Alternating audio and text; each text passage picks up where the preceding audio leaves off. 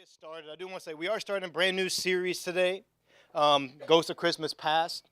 But coming up, December the 24th, I don't know if you guys have heard this, we are going to have a huge Christmas Eve service. December 24th, it'll be a regular time, Sunday morning. So first service will be at 9:15, or second service will be at 11 o'clock, Spanish and English. And so if you are interested, right? Definitely be here for that. It won't mess up with your Christmas Eve party that you're going to have that night. Get you out plenty of time for that. That's something different I'm getting used to, the Christmas Eve thing. So I'm looking forward to the service. I've actually, I usually go to Kansas around Christmas time, and I've actually planned my schedule around that day because it's going to be a big day, and I definitely want to be here, don't want to miss it. So I want to see you guys' faces here as well. Is that okay? All right, December 24th, Christmas Eve. Big service. It's going to be awesome. Like I said, we're starting a series. Pastor Brian did the first service. It was amazing. We had 2 people saved, as he announced, and it was a great time. We're looking forward to another service. And I was telling the guys in the back, how did he do? Because I want to know, how high did he raise the bar for me? But without further ado, we're going to start. Now, how many of you guys, we come to church every Sunday. And I think a lot of times we come to church looking for answers, right? Solutions. And we live in a world where everything comes fast and comes easy. We want easy answers, we want easy solutions. I mean, New Year's is coming up, and I know most of you, if you're like me, you're going to start going on a diet. You're going to start working out. And what's the first thing we do? We look at all the diets that are out there. Why is that? I think it's because we want to find a diet that's easy, right? We want to find that works for us, one that we can just fall into and we can do it with no problems. Or we want to start going to the gym, so we start looking at gym memberships or trying to find out ways, and how is the gym going to work into my schedule so I can make sure that it's easy for me to get there. And so we start looking for easy solutions. But guys, I hate to tell you this, if you come here looking for easy solutions to life problems, you're not going to find them, because solutions are not easy. The only thing that's easy is salvation, and Christ did that for us. He did the hard part for us, and he made that easy for us to do. But the rest of life is not easy. And I was thinking about, and guys, the worship team, they did awesome today. Give it up for Gabby, Vanessa, and Alex. They were a small team today, but man, I did not feel like it was small. It was a great worship. And that third song that they sang, and it was one of those ones I was like, I don't know if that's going to work over in worship too well. It was so wordy. But the song talks about creation and how God's creation just kind of falls into place and just gives him honor and glory. And I was like, man, us people cannot be like that. We're messy. Right? We mess everything up. We get to live in our lives and on our relationships and how we do. Sometimes we even forget God even exists because we get so caught up in our mess. But today, I want us to kind of take some time. And like I said, this is not going to be easy. There's no easy solution. But I'm going to talk about overcoming offenses.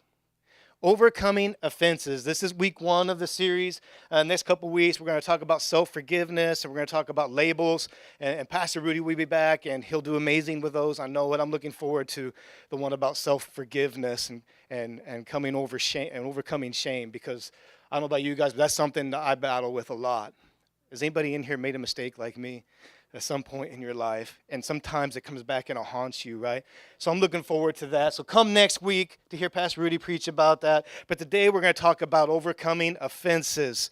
And this is another one. It hits me right here. So if I get a little passionate and I get a little excited, it's because it's hitting home with me as well. And I hope it does the same for you as we continue on. So you guys know somebody who's easily offended? Or maybe you're the person who gets easily offended. How many of you guys in here are easily offended? You say, yeah, I get offended pretty easy, right? Like, thank you for being honest. I appreciate that, because I'm not the only one. And if you're not offended or easily offended, maybe it's because you're the offender. You know, you like to offend people. How many of you say, yes, I find I do offend people quite a bit? Jesus, I knew your hand was going to go up, buddy. I knew it. He tries to offend me every Friday night. He does a pretty good job at it. But so this message is for me. Thank you, Jesus. So you might find, guys, honestly, the smallest things in life can set me off.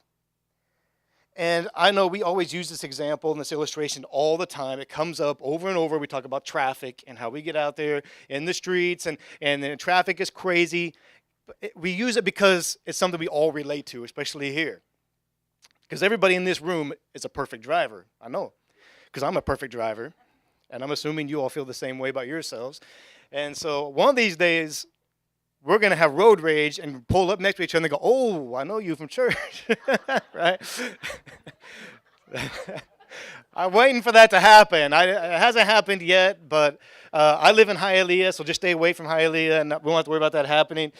So smallest things set me off, and we're going to talk about two different kinds of offenses today. We're going to talk about minor, insignificant offenses, and then we're going to talk about real, hardcore, deep, significant offenses.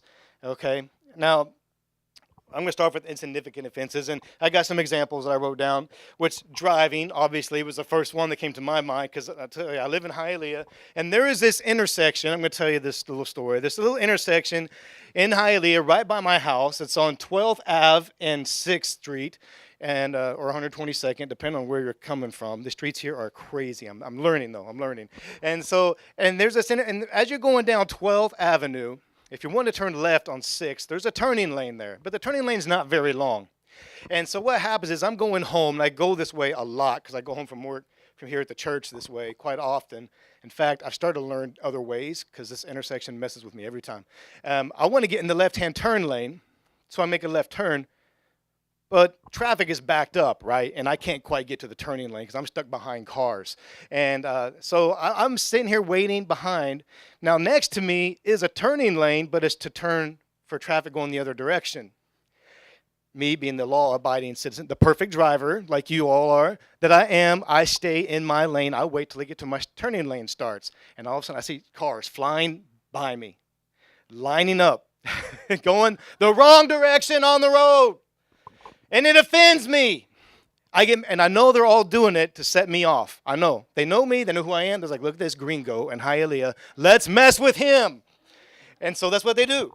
And they pull up, and I'm like, why are they doing that? That's against the law. It's illegal. Where's the police when you need them, right? How many guys have said that before? Like, you see it all the time. I'm thinking, Hialeah needs money. It's not like we're swimming in it. And cops be writing tickets all day long. And money will start coming in. People get the picture, and they start obeying the law, and I can live my life in peace. That's not going to happen. And the truth is, everybody who's doing that has no idea who I am, right? But somebody cuts you off in traffic. You take it personally. And you say, they're doing it to get at me. Satan's mad at me. God's mad at me. Somebody's mad at me, and it really has nothing to do with you at all. So how do we overcome that? Or maybe you're one of these people. You're trying to have a conversation with someone, and as you're talking to them, they keep checking their phone. You seen that happen? It happens a lot, even within our staff. I won't mention any names. But you try to talk to somebody, but I tell you guys, I'm like to the point where my New Year's resolution is going to be to put my phone away. And this is something I think I've talked about it here before. Sit at the dinner table, no phones. Could you imagine what that would be like? Like, phones are not allowed at the dinner table. I really want to enforce this rule, even though it's going to be really hard for me. Like I said, no easy answers. Or no phones when you're having family gatherings, or when we're supposed to be doing stuff with other people. When you're supposed to be interacting and having fellowship with other people, keep the phone away. But our phones have become like our life support. Like, if there's news, we have to know right away. I got this app on my phone, this Local 10 News, and that thing is going off all the time. How many of you guys have that app? Anybody? Good. Don't download it. It's depressing. So you got these offenses, and then maybe you're scrolling on Instagram, and you see somebody in the church or a friend of yours is having an event at their house, and you were not invited. That's happened to me a couple of times, and it's offensive. It hurts. And you take it personally. You go, they didn't even want me there. Why didn't I know about this? Why am I seeing pictures of all these people together on Instagram and I knew nothing about it? You might have missed church that Sunday. I don't know. Or maybe somebody doesn't comment or like your post. This is crazy, right? As I'm saying these things, they sound really silly, but come on, be honest. You guys know that these are little things that offend you when you're on social media. This is something we didn't even talk about 10 years ago. This is all new. We got new ways to be offended, like we didn't have enough already. Or maybe since it's the holiday season and what we're talking about is ghosts of Christmas past, and we're going to be talking about past offenses, especially around the holidays and how it's so hard for people to come together sometimes because of the past offenses. How about the person in the family or maybe a friend that shows up late to everything? And they're just always late, no matter what you do, no matter how much you plan and schedule, and tell people, hey, come, be early. Traffic's bad this time of day, so come a little early. And they still show up late. Man, here it happens a lot. I'm starting to get used to it. So if I start showing up late to things, just because I'm trying to fit in. Or how about that family member that just kind of kills the Christmas spirit every year? The one that always has drama going on. They're never happy about anything, and all they do is bicker and complain and whine and fuss. I hope to God that's not any of you, right? It's always somebody else. If you don't know anybody, it's because it is you. So those are little offenses. Those are small things, right? And we're going to talk about how to overcome those, but we're also going to talk about how to overcome serious offense, like betrayal. There's nothing like being betrayed, especially by somebody in your own family or a close friend. Families are divided, friendships ended, or maybe there's been some adultery going on, or rebellion from your kids, or maybe kids are dealing with rebellious parents. I don't know. I think it can work both ways. And things get really ugly at home, and they get really bad. And it messes up the whole family experience, especially during the holidays. I've always said Christmas does one of two things. It always magnifies your emotions, okay? And there's two different emotions it's going to magnify. If you're down and you are depressed or you're not feeling up to par, when Christmas comes around, it just seems to make it that much worse. Am I right? It just seems to make it that much harder to get through. But if you're on cloud nine, life is going great. Christmas comes around. It is the most wonderful time of the year. Am I right? It's awesome. Family gets together, and man, I hope everybody here is family people, and you get together with your family, and you just have a great time. And it's a good time where you can come together. You can put all your differences aside and just love each other. And that's a perfect world.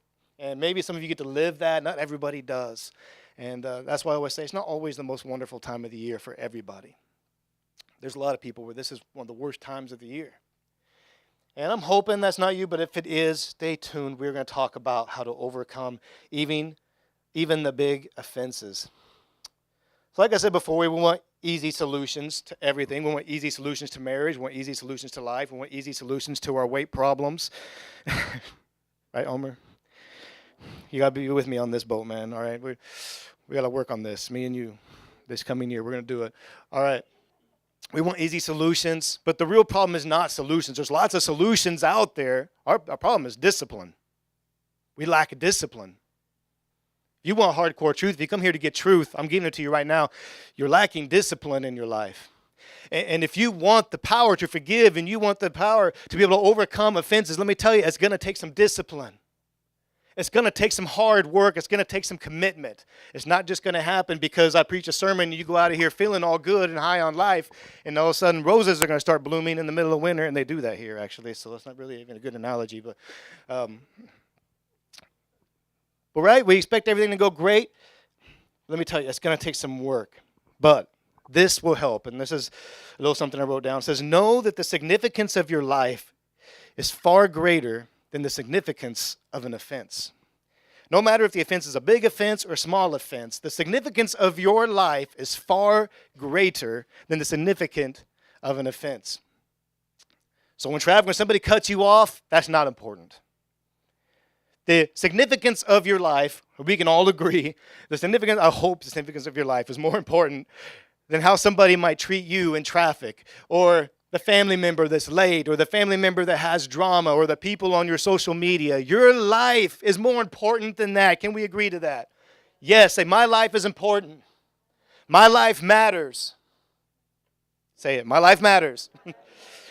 Amen. God didn't make nobody on accident. He never made an accident. You're not an accident. God made you on purpose with a purpose. You got to believe that. If you don't believe that, you're going to have a hard time overcoming offenses. But you have to know it. You have to believe it. Craig Groeschel from Life Church put it this way. He said, your life is too short and your calling is too big to live offended. Your calling's too big. And if you're a child of God, guess what? You have a calling on your life. You have a calling on your life to preach the gospel. You have a calling on your life to reach people. You have a calling on your life to save people from going to hell. Now, as far as I'm concerned, that's probably more important than anything else that could be going on in my life, no matter how big or how small. It's important. And your life is too short. The Bible says life is a mist. It's a vapor. It's here and then it's gone.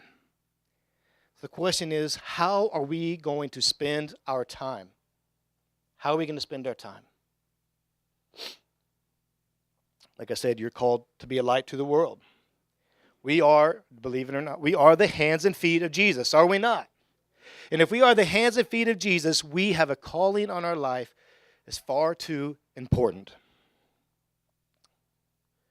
Proverbs 19:11 says this: a person's wisdom yields patience. It is to one's glory to overlook an offense. It is to your glory to overlook an offense. What does that mean, to overlook? It means to pass over. In the words of a famous Disney movie, let it go. I will not sing it, all right? But you got to let it go. There's two Hebrew words in that verse. And like I said, it means to pass over. And there's a quote I would like to quote. And this is from Rene Descartes.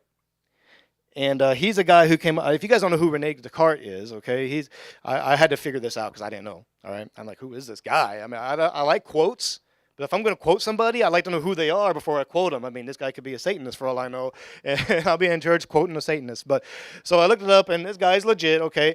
He's the guy who wrote the quote. You guys probably heard this one: I think, therefore I am. You guys have heard that one? That's pretty popular, right? He also wrote this, and they use his books in universities and psychology everywhere. Anyway, he said this. He says, whenever anyone has offended me, I try to raise my soul so high that the offense cannot reach it. Wow. When anyone has offended me, I try to raise my soul so high that the offense cannot reach it. In other words, my life is too important. It matters too much. Now, it's easy to get up here, guys, and it's easy to say words. Living it is a lot different. And if you're here and you are struggling with things, and you're struggling with family situations, and you're dealing with pain and hurt from the past, I know what you're thinking right now. I mean, this is what I would be thinking. It's like, yes, that sounds really pretty. But how am I going to get over it? Let me tell you guys something. I'm going to put it really bluntly. Without Jesus, you're probably not.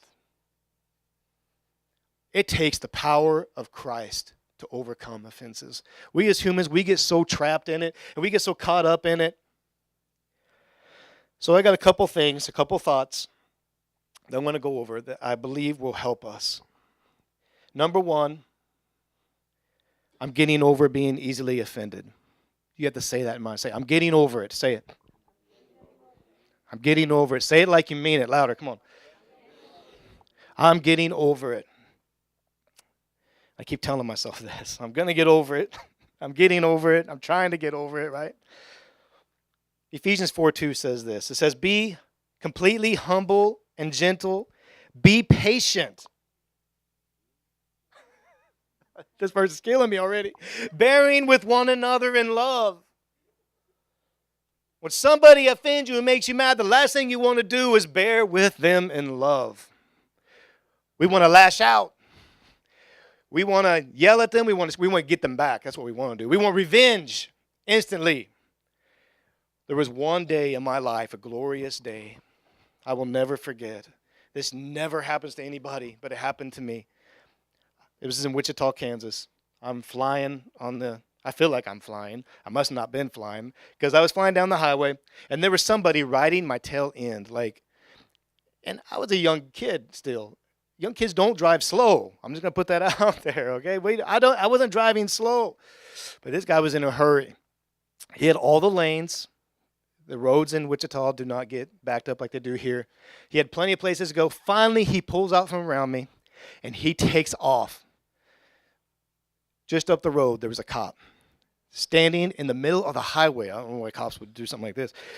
And he started flagging the guy down. Yes! Yes, it felt so good. It felt so good. I was like, ah ha ha! Yeah, ride my tail. See what happens? God got him. And we always see it, we always want that, right? We want that instant revenge. We want to feel that pleasure of getting somebody back. Now in that case, it worked out. It was fine. I don't lose any sleep over that situation. But when it comes to our family and it comes to our relationships, it gets a little bit ugly and it gets a little messy. And so that's what we're going to talk about. Be patient with others. Make allowance for their mistakes. Guess what? You're not perfect. And here's how we usually do it. We judge other people by their actions, right? They do something, we see it, we're pointing fingers at them and say, look what they did. But when it comes to us, we want people to judge us by our intentions. Well, you know what I meant by that. You know my heart. Right? How many of you said that before? You know my heart. Maybe they don't. Let me tell you, if you want people to judge you that way, by your intentions, you need to do the same for them. Don't judge them by their actions. Judge them by their intentions. Or just don't judge them. So maybe you want others to give you the benefit of the doubt, right? That's what we're talking about. You want people to give you the benefit of the doubt, but we don't want to do the same thing. We don't want to give people the benefit of the doubt. Maybe that person is always late. Maybe there's some issue going on that we don't know about. Maybe there's a sickness. Maybe there's a car problem. By the way, guys, Wilder is staying here all week. His Jeep broke down right there in the middle of the future parking lot. So when they do the paving, if that thing is still there, it's going to be, it'll be like a memento of Wilder's hard work around here. Please, somebody help him get that thing fixed so we can get out of our parking lot. All right. But maybe there's a car situation. Maybe there's something going on with somebody. You don't know, right? And before we even ask them, hey, I know you're late. Is there something I can help you with? Is there an issue? Is there some way I can help? But no, first thing we do is we start accusing them. And man, there's so many names I could throw under the bus right now that come to my mind. I will not do it. I will refrain. But that's what we do, right? We can think of everybody else who has these issues. That's the first thing we do when we start talking about people being late. We start thinking about everybody else. We never point back at ourselves. And I have to say, I've been late a couple of times. Wasn't my fault, but I was late.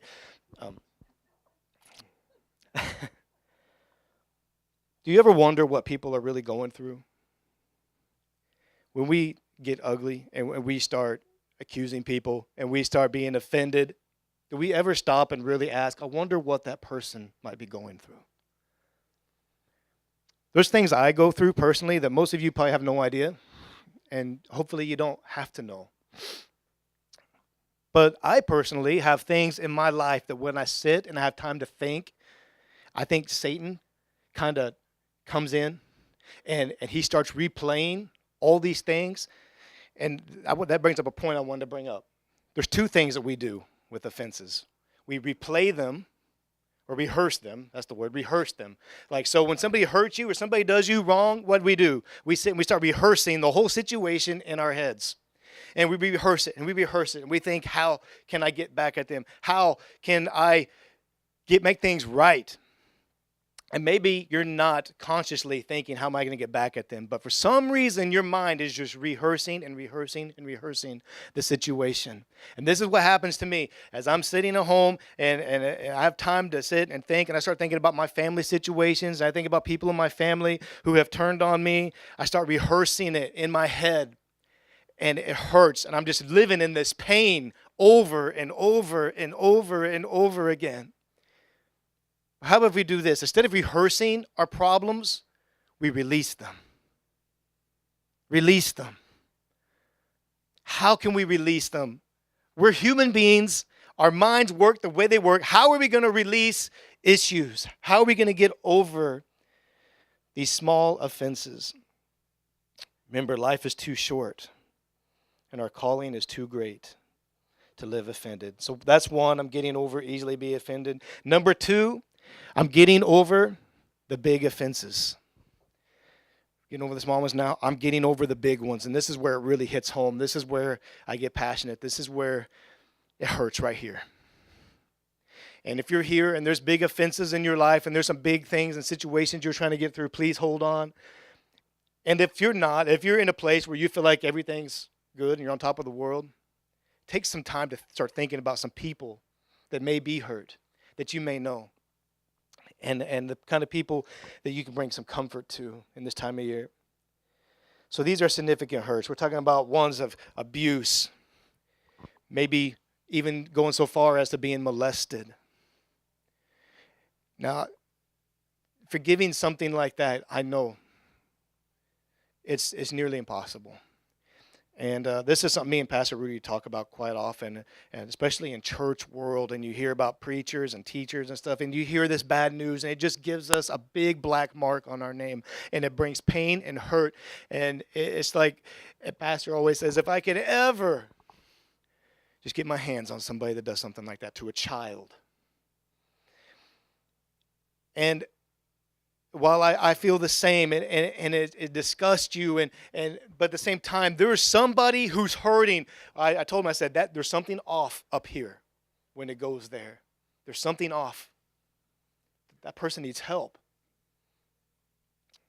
That person needs help. Maybe there's adultery. You've dealt with adultery. And this is something that hurts no matter what side of the fence you're on. If it's not bringing pain to the offender of the adultery at the time, it will later. I promise you that. It will later. And so we create these, like I said before, as humans, we create ugly situations. It's messy. I wish it could be so beautiful that we could worship as stars and as God's creation does. It should be that way. Everything should be decent and in order, but God gave us free will because he wants us to make a choice. He wants us to make choices in life, ultimately wanting us to choose him, right? I mean, nobody wants somebody just to love you automatically, right? If you love me, I want it because you choose to love me. And if I love you, it's because I choose to, not because I have to. Free will. And so we make everything ugly, but with God's power, we can make it right.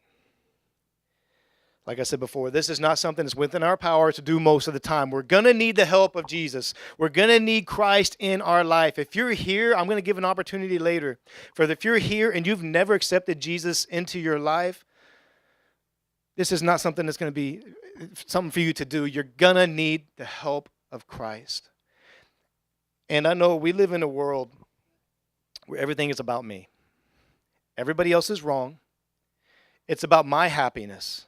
It's about what satisfies me. And I was actually on Instagram, and again, I'm not gonna say any names, but I saw a post from a young girl who used to go to church here, and on her post, she talked about all the things she wanted in a boyfriend.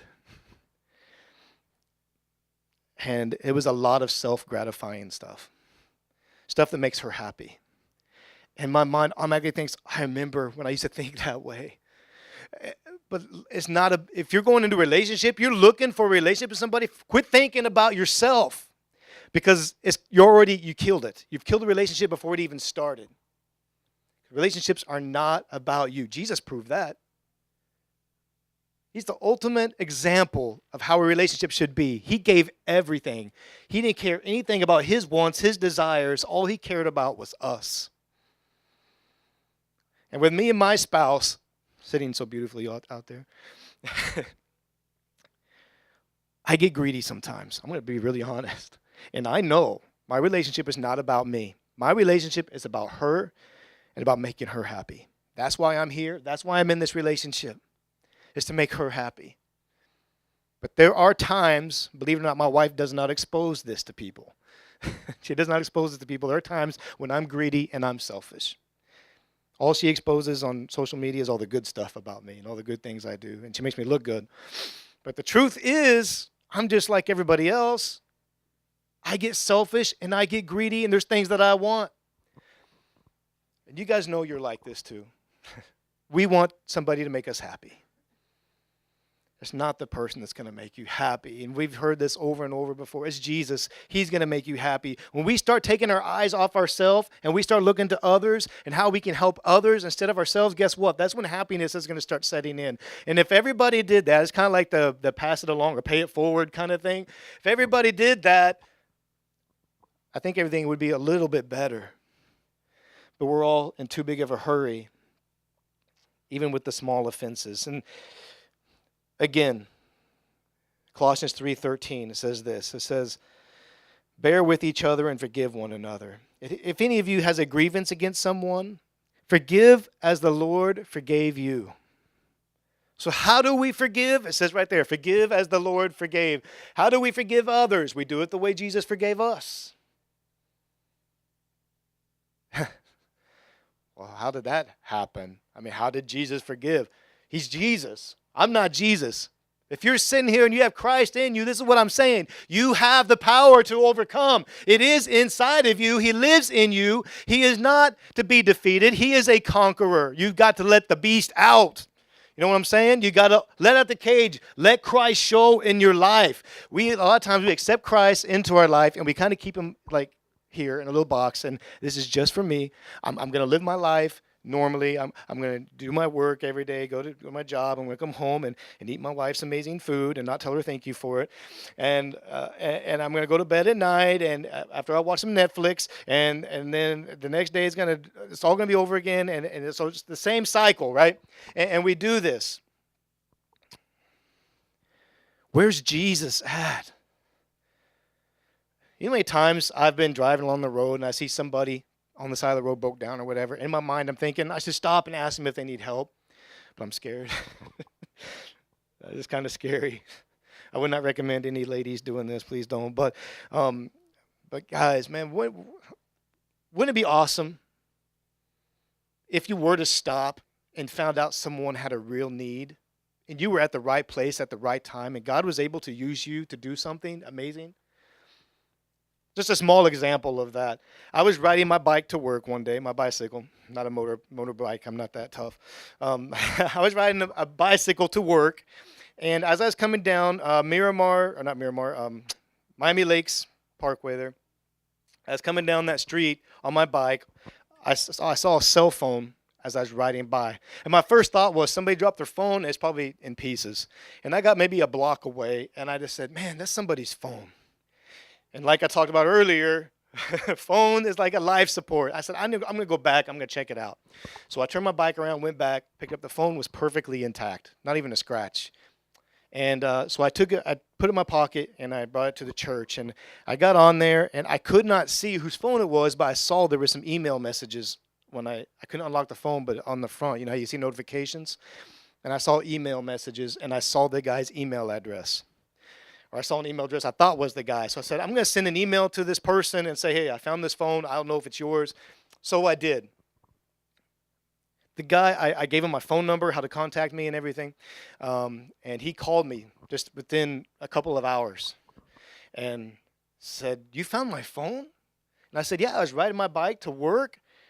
And apparently this guy had so much drama going on in his life. And he said, I cannot believe that somebody would stop and pick up a phone and then call the person and try to return it to them. I said, I just felt like it was the right thing to do. Well, it ended up, the guy was so happy. I was hoping it would bring him to church because he had to come here to the church to pick up his phone. So trust me, I gave him a card and invited him. Said, man, you ought to come. Maybe this is like God saying you need to come be a part of our church. Well, I got to be friends with him on Facebook, but he still hasn't come to church to this day. But he did give me a $25 gift card to Red Lobster, so I'm thankful for that. So see, you do a good deed for somebody, you don't know what's going to happen. It didn't cost me nothing. All I had to do was pick up a phone and write an email. That's all I did. And I tried not to take. I told him I didn't want it, which was a lie. I did, but I was trying to do the Jesus thing, you know, and say, hey, I don't want it. This is just, it's just out of the kindness of my heart, and because it's Jesus. It's Jesus. What would Jesus do, right? Bear with each other. So how do I forgive? They hurt me. They abuse me. People who are supposed to love me, people who are supposed to be close to me, have turned their backs and betrayed me. How do I forgive? We forgive as Jesus forgives. We know the Bible that says adultery is grounds for divorce, and you'd be right. Within the context of the Bible, if there's adultery in the relationship, biblically, you have the right to get a divorce. But we have the right to do also, in an adultery, you have the right to forgive. And that is biblical as well. Whenever anyone has offended me, I try to raise my soul so high that the offense cannot reach it. I try to raise my soul so high. So those things that were holding me back, the things that are holding me back now, the things that are weighing on your mind right now that you know is going to make it hard to get through this season, through these holidays, and through Christmas and New Year's, and all this time you're going to have to spend with people that you don't really like or care for. Let it go. I'm going to lift my soul so high that the offense cannot reach it, because what I have to do, my calling is too big. My life is too short to live offended. So I'm no longer I'm not rehearsing anymore. I'm releasing it. I'm letting it go. I'm going to rise above it. And no longer am I getting over it. I'm over it. Say it, I'm over it. Good. We can go home. I got a little story from the Bible that I want to talk about. And it's not just a story. This really happened. I always get a little pretentious when I say story, like it's nothing really happened. But you guys know about Joseph, right? Let's talk about Joseph for just a moment. This will be the ending of the message today. Joseph was a young boy who had a lot of mean brothers. You want to talk about mean. These guys were so mean and so jealous of their brother that they decided they were going to throw him into a pit. They actually wanted to kill him. And that was their plan, was to kill him. But then they had this bright idea, because they saw this caravan of Egyptians going by, and they said, let's just sell him. Not only will we get rid of him, but if we sell him, we can make some money on this as well. This is their brother they're talking about. Now, my brother's done some pretty shady things to me. But this takes the cake, right? Like, I don't think any of you all have been sold into slavery by your kin. But this is what happened to Joseph. He was sold into slavery, and they got rid of him, and he went to Egypt, and guess what? As he tried to keep doing the right thing, Joseph was a man of God. He loved God. And Joseph, we know, had dreams, and God revealed special things to him, and people hated that about him. And so even in Egypt, he was trying to do the right thing. He got into trouble with, you guys remember Potiphar's wife as the woman that tried to seduce him, and he did the right thing and he ran away. But yet he was still accused, and there was nobody there to get his back. So he got put in prison. Even in prison, he tried to do the right thing. He interpreted dreams for people who were in the prison. And then eventually it came to a point where God was going to use him in a great way, right? He became second in charge under Pharaoh.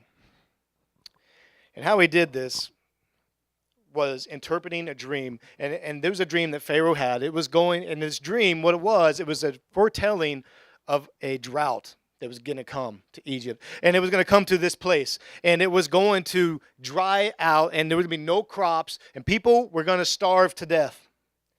But because Joseph was able to interpret this dream, he saved a nation of people. And they were able to prepare, and they were able to stock up and be ready for this drought that came. Well, years go by. Sure enough, the drought comes.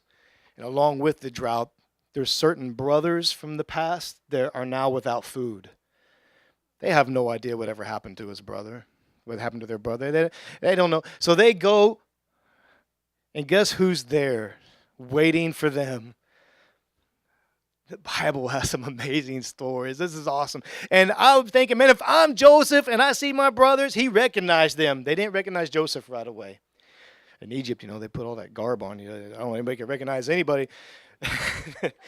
Once you put all that stuff on, it's like some of you women, you go home, take your makeup off, you're a whole different person, right? I'm kidding. That's a joke, bad joke. Okay. So, I didn't say my wife. I'm talking about you. Okay. But they didn't recognize him. And I'm thinking, if I'm Joseph, this is time for revenge. He could have ordered them killed. He could have ordered all kinds of things to be done to them. He could have had them eaten by wild animals.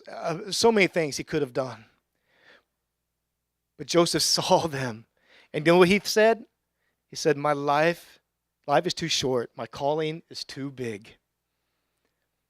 God had a calling on Joseph's life that was far too big for him to live offended by his brothers. He kept on. You know what? He forgave them, and not only did he forgive them, he gave them food. He took care of them.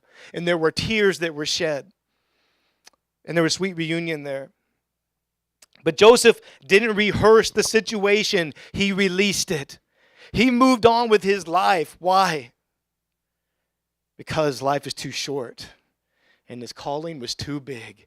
Your life is too short, and your calling is too big to live offended. And here's what Joseph said to his brothers. He said, what you meant for evil, what you meant to destroy me with, God used it for good.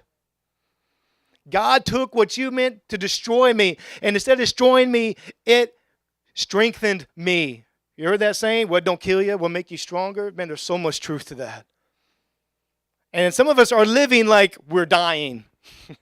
and we're being killed. And guys, to this day, I have family members that still don't want to talk to me. And that's fine. Because I know my calling is too big. Life is too short. I have a job to do, and I'm going to do it. I'm going to rise above. I'm going to put my soul so high that the offense cannot reach it. And I hope that you will do the same. So with God's help, we're over it. We're over it.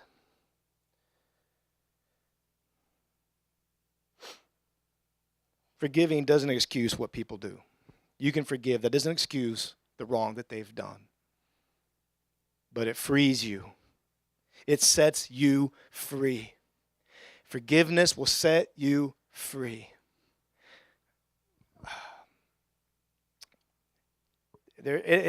Guys, and I say this I'm a real person just like you. I go home after reading all this and studying all this, and I say, yes, but the situation is still the same. It sounds real good. It sounds great, but I still have family that won't talk to me. I still have people in my life that hurt me, and I still have memories of things I did wrong that haunt me. Please come back next week, and as Pastor talks about letting go of shame, because your life is too short and your calling is too big.